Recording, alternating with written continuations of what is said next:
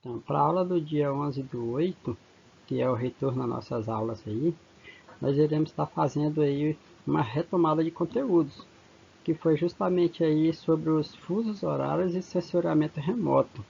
Conteúdos que eu vi que a maioria teve uma certa dificuldade lá na checagem, tá? Então a gente vai estar abordando, retomando um pouquinho aí os conteúdos dessas duas temáticas e que possa ficar mais compreensível a vocês, tá ok? Então vamos dar seguimento aí à nossa aula. Então nesse primeiro momento a gente vai falar aí sobre os fusos horários. O que são os fusos horários? Os fusos horários na verdade é a distribuição de horas pelo planeta Terra. Ou melhor falando, o homem ele teve a necessidade de organizar o tempo e aí então ele criou essa distribuição de horário, de horas pelo nosso planeta. Então o que ele fez? Ele pegou os 360 graus, que é a circunferência do nosso planeta Terra, e dividiu por 24 horas.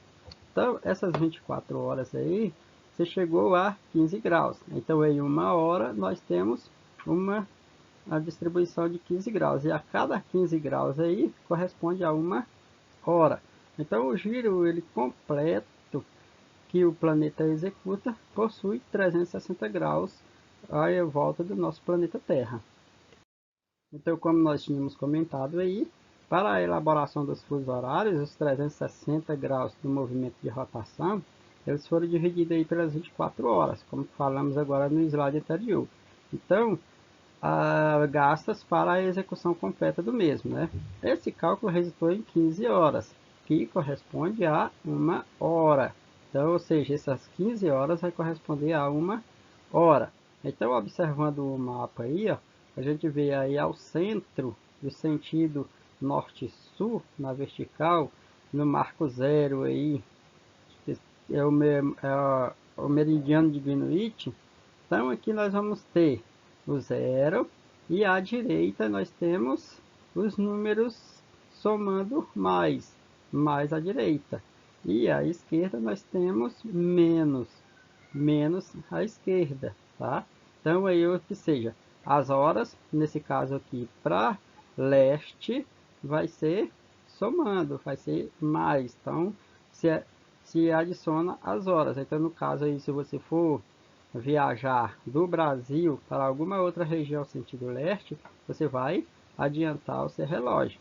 E à esquerda, que é a oeste, referente sempre ao meridiano de Greenwich, nós vamos ter aí as horas diminuídas. Então nós vamos diminuir as horas aí. Então menos aí, então. E aí, se você for viajar do Brasil para qualquer outra região aí sentido oeste, você vai reduzir ou você vai atrasar as horas no seu relógio, tá? Então, o sentido básico dos fusos horários é esse. E qual é o objetivo desses fusos horários? É justamente organizar o tempo em todo o mundo, padronizar essas horas em todo o mundo, para não se tornar uma coisa desorganizada. Então aqui nós temos um mapa mental sobre os fusos horários. Então, como nós comentamos nos slides aí anteriores, nós temos o movimento de rotação da Terra, que para oeste e para leste, esse movimento, que realiza os dias e as noites. E esse movimento ele vai resultar em 24 horas. Então, a circunferência da Terra ele corresponde a 360 graus. Então, como foi que você chegou a essa uma hora? Como nós tínhamos comentado lá, pegou os 360 graus, dividido por 24 horas, correspondeu a 15 graus. Esses 15 graus, que é um fuso, e esse um fuso vai corresponder a uma hora. E aí então, se nós observarmos lá naquela reguinha do mapa anterior, então nós temos, ó, 180 graus a oeste e 180 graus a leste, tá? Então nós temos aí essa distribuição em graus, que cada grau vai corresponder a uma hora, ou 15 graus vai corresponder a uma hora, tá? Então as horas a leste aumentam e as horas a oeste diminuem. Então, a linha internacional de data, que é a mudança do calendário, ele na verdade alteram aí ah, essas, esses fusos, ou seja, o dia, né? Então, que é a linha oposta ao meridiano de Greenwich. Então, o meridiano de Greenwich aí, ele é a referência desses horários para todo o mundo. Tá? Então, são 12 fusos horários para leste e 12 fusos horários para oeste. Então, no Brasil, são 4 fusos horários. Então, atrasados, tá? Esses 4 fusos horários, que é referente ao meridiano de Greenwich, eles são menos 4 fusos. Ou seja, na verdade, o Brasil tem 4 fusos horários. Então, o primeiro fuso é 30 graus, que é 2 horas. O segundo fuso, 45 graus, 3 horas. O terceiro fuso, 60 graus, 4 horas. E o quarto fuso, 75 graus, 5 horas. Tá? Então, no Brasil, nós temos essa distribuição dos fusos horários.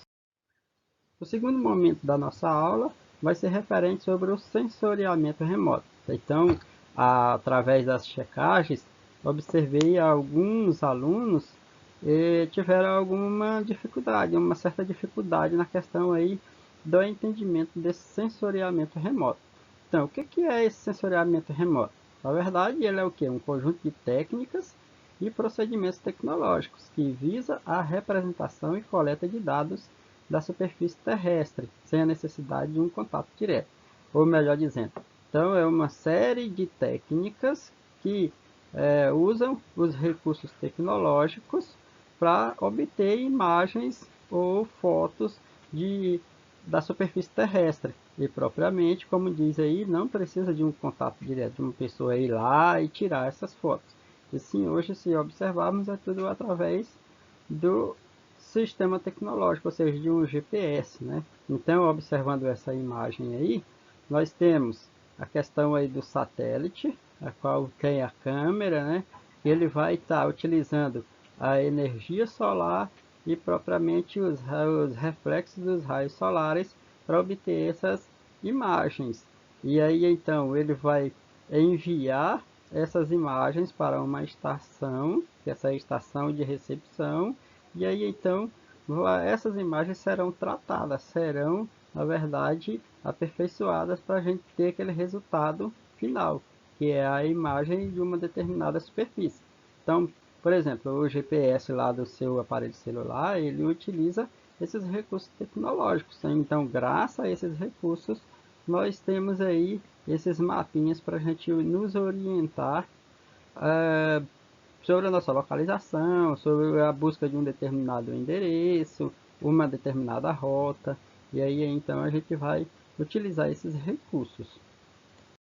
Então aqui, como nós falamos no slide anterior, então nós temos uma imagem à direita aí, que é uma imagem obtida de satélite. Então observa que a imagem, ela não é bonitinha, não tem aquele resultado final que a gente tem quando nós recebemos tanto no GPS do nosso celular ou propriamente nas imagens dos livros ou das revistas e de outros meios, a qual mostra, né?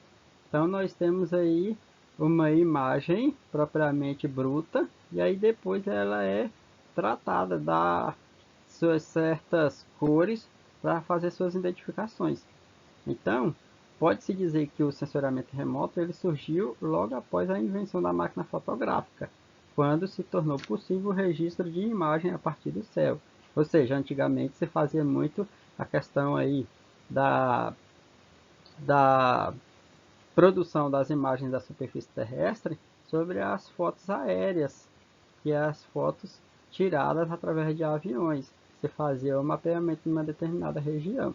E aí então, com os novos recursos, tudo isso mudou. Mas o princípio foi o que? Foi graças às máquinas fotográficas. Então hoje, graças aos satélites, são possíveis as configurações de mapas temáticos em certas escalas. Aqui vai ter uma abrangência maior ou menor. Então, através dessa aula, vocês estarão fazendo uma retomada desses dois temas, que foi o que eu identifiquei por boa parte dos alunos quanto ao que foi trabalhar lá na checagem. Tá? Então, aqui a gente está fazendo uma retomada E eu espero que vocês possam compreender um pouquinho mais. E aí então vocês possam estar lançando as dúvidas, as perguntas lá no grupo ou propriamente lá no grupo, na plataforma da turma, tá ok? Então, obrigado e uma boa aula para vocês.